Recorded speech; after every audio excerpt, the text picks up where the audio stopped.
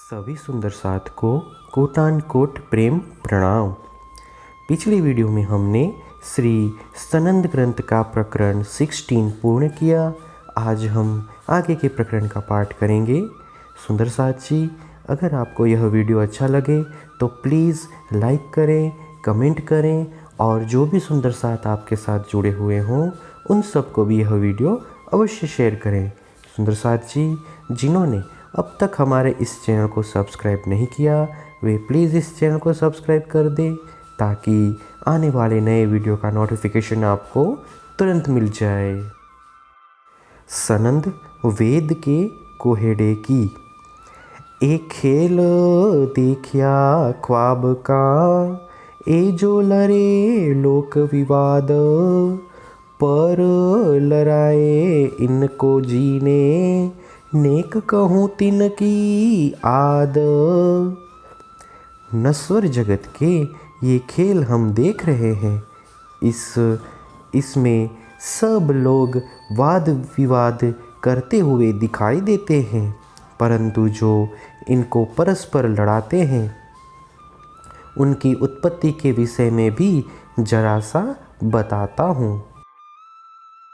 Gene बंधे हुए अंधे, फिरे सो उल्टे फेर, सो नेक बताए पीछे, उड़ाए देऊं अंधेर। जिसके बंधन में आकर संसार के लोग अंधों की भांति उल्टे चक्र में घूम रहे हैं, उस विषय में भी थोड़ा सा कहकर अज्ञान को निर्मूल कर देता हूँ। अब कहूँ कोहेड़ा वेद का, जाकी मिही गूंथी जाल, यहाँ की भी नेक कहे के, देऊं सो आंकड़ी टाल। वेदों में पहली की समान उलझाने वाली बहुत सी बातें हैं जिनमें कर्म, उपासना एवं ज्ञान रूपी सूक्ष्म जाली गूंथी गई है। इस विषय में भी संक्षिप्त वर्णन कर उनका रहस्य खोल देता हूँ। वैराट आकर ख्वाब का, ब्रह्म सो तिन की बुद्ध, मन नारद फिरे दसो दिस, वैदे बांध किए बेसुद्ध। इस वैराट का आकार ही स्वप्नवत है। इसमें ब्रह्मा जी बुद्धि रूप में विराजमान हैं। नारद रूपी मन चंचल होकर दसों दिशाओं में भ्रमण करता रहता है। इस प्रकार वैदिक कर्मकांड रूपी बंधन में पड़कर सब लोग परमात्मा के प्रति बेसुध बने हुए हैं। लगाए सब रब दे, व्याकरण वाद अंधकार, या बुद्धे बेसुध हुए, विवेक खाली विचार। व्याकरणवाद ने सबको परस्पर वाद विवाद में फंसाकर अज्ञान में डाल दिया है। इस तर्क वितर्क की बुद्धि ने सबको बेसुध बना दिया है, जिससे लोग विवेक और विचार से शून्य हो गए हैं। बंध जो बांधे या विध, हर वस्त के बारे नाम, सो बानी ले बड़ी किन्नी, ए सब छल के काम। इस प्रकार के नियम बनाए गए हैं कि सामान्य जन अर्थ ज्ञान के अभाव में बंधन में फंस जाते हैं।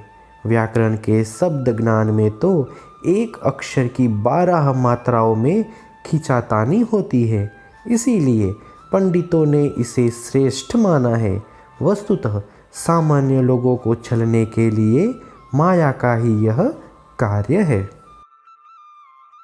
लुगे लुगे के जुदे मायने, द्वादश के प्रकार, उलझाए मूल मायने, बांधे अटकले अपार। अलग अलग मात्राओं का अलग अलग अर्थ कर एक ही शब्द के 12 प्रकार के अर्थ किए जाते हैं। इस प्रकार शास्त्रों के मूल अर्थ को उल्टाकर अनेक अनुमानों में ही सबको फंसा दिया है। अर्थ को डालने उल्टा अनेक तरफों ताने, मूढ़ों को समझावने रहस बीच में आने। पंडित लोग सत्य अर्थ को विपरीत सिद्ध करने के लिए एक एक शब्द को अनेक अर्थ के लिए खींचते हैं। अज्ञानी लोगों को समझाने के लिए कहते हैं कि उनके अर्थ में रहस्य छिपे हुए हैं। ऐसी अनेक आकड़ियों मिने बोले बारे तरफ, रहस रचक धरे बीच में समझाए न कीने हरफ। शास्त्रों में ऐसे अनेक रहस्य जिनके अर्थ 12 तरफ खींचे जा सकते हैं, उनको समझाते हुए पंडित जन बीच बीच में मनगढ़ंत प्रसंग को जोड़कर इस प्रकार व्याख्या करते हैं कि किसी को एक शब्द भी समझ में नहीं आता।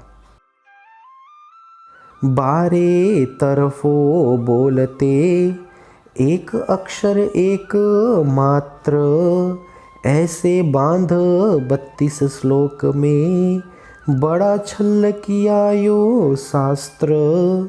एक एक अक्षर में एक एक मात्रा लगाकर एक शब्द के 12 प्रकार के अर्थ करने लगते हैं।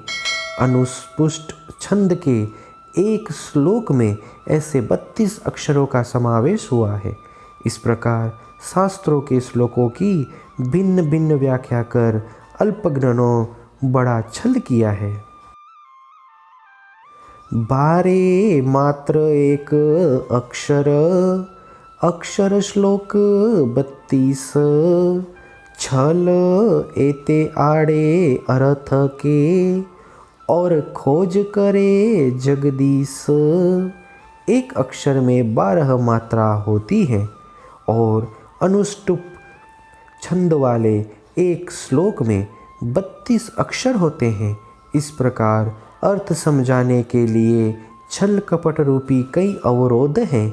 ऐसे छल कपट के माध्यम द्वारा पंडित जन प्रभु की खोज करते हैं।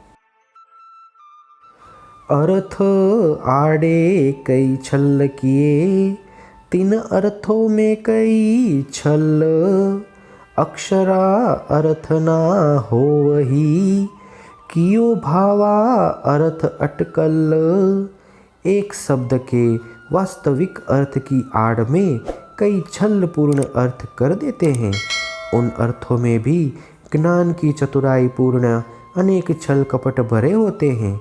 इस प्रकार जब शब्दार्थ ही यथार्थ बन नहीं पाता तो भावार्थ को अनुमान के द्वारा ही दर्शाया जाता है। जाको नामे संस्कृत, सो तो संशय ही की कृत, सो हरफ दृढ़ क्यों हो वही, जो एती तरफ फिरत। जिसे देव भाषा संस्कृत कहा गया है, वह अनेक मात्रों में एवं अर्थों के रहते संशय और भ्रम उत्पन्न करने वाली भाषा हो गई है। जब एक शब्द का अर्थ ही इतना अधिक बदलने लगे तब विचारों में दृढ़ता कैसे आ सकती है। सो पढ़े पंडित युद्ध करे, एक काने को टुकड़े होए, आप उसमें जो लड़ मरे, एक मात्र न छोड़े कोए। ऐसे शब्द ज्ञानधारी पंडित धर्म युद्ध अर्थात शास्त्रार्थ करते समय शब्द और मात्राओं का विश्लेषण करते हुए परस्पर झगड़ने लगते हैं, किंतु एक मात्रा को भी छोड़ नहीं सकते। एक बाद बानी सिर ले वही, सुध बुद्ध जावे सान, स्वात त्रास न आवे सुपने, ऐसा व्याकरण ज्ञान, ऐसे वाद विवाद के वचनों को सिर पर लेकर पंडित लोग अपनी शुद्धि बुद्धि और शांति खो बैठते हैं। ऐसे लोगों को स्वप्न में भी शांति नहीं मिलती। व्याकरण का बाह्य ज्ञान इस प्रकार का होता है। सुंदर साथ, इसी के साथ श्री सनंद ग्रंथ के प्रकरण 17 का 15 तक की चौपाई का पाठ पूर्ण हुआ। आगे की वीडियो में हम आगे की चौपाइयों का पाठ करेंगे। सुंदर साथ जी, अगर आपको यह वीडियो अच्छा लगा हो तो प्लीज़ लाइक, कमेंट, शेयर और सब्सक्राइब अवश्य कर दें। प्रणाम जी।